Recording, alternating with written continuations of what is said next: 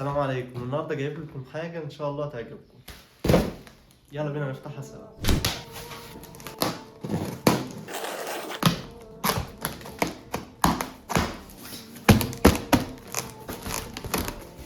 السلام عليكم ورحمة الله وبركاته. ده أول فيديو إن شاء الله ليا في القناة. هنعمل أنبوكسنج لحاجات لسه جايبها، من إضاءات لمايك، طبعا أنضف حاجة بإذن الله تعالى، وهنعمل لها أنبوكسنج معانا دلوقتي. طبعا الفيديو اللي جاي إن شاء الله كله من غير استعمال الأدوات دي، يعني من غير إضاءة، من غير المايك ولا مازال.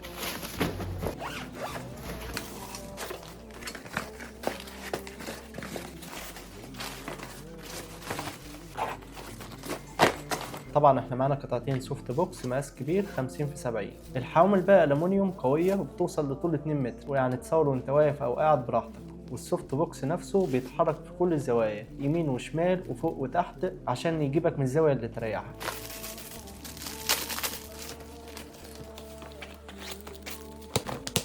احلى حاجه بقى هي لمبات الليد ال 85 واط، ودي بيكون معاها ريموت كنترول، وانت واقف بتقدر تتحكم في درجه اللون من ابيض لتلج، كيف بتتحكم يعني في درجه الحراره بتاعه الاضاءه. دلوقتي بقى نشوف الفرق ما بين قبل وبعد الاضاءه. الاثنين سوفت بوكس، هنشغل الاول والتاني. كده شغلنا اول واحد، هنعلي على اعلى حاجه، تمام. هنشغل الثانيه ونعلي برضو الاضاءه. كده الاثنين شغالين. هنعمل انبوكسنج برضو لحاجه ثانيه المفروض ان انا كنت اتكلم بقى، بس قلت افتحه معاكم، وهو مايك لارك M2S اللي انتوا شايفينه ده. مش عارف هو واضح قدامكم ولا لا، بس ده كل حاجه. هنعمل له انبوكسنج مع بعض دلوقتي.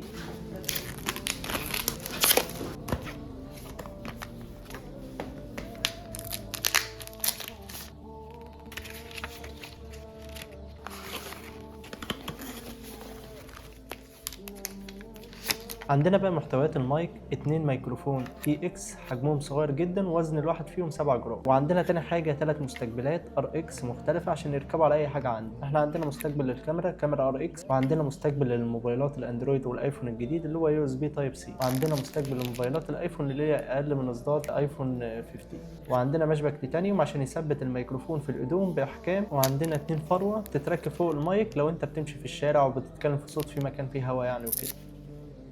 طبعا احنا دلوقتي بنتكلم من غير اي مايكات، بمايك الموبايل عادي، مفيش اي مايكات. فهنجرب المايك مع بعضينا دلوقتي. ده البي 4. المفروض ان احنا كده وصلنا المايك، والمفروض ان انتوا دلوقتي سامعين صوت المايك. طبعا ده من غير النويز كانسليشن.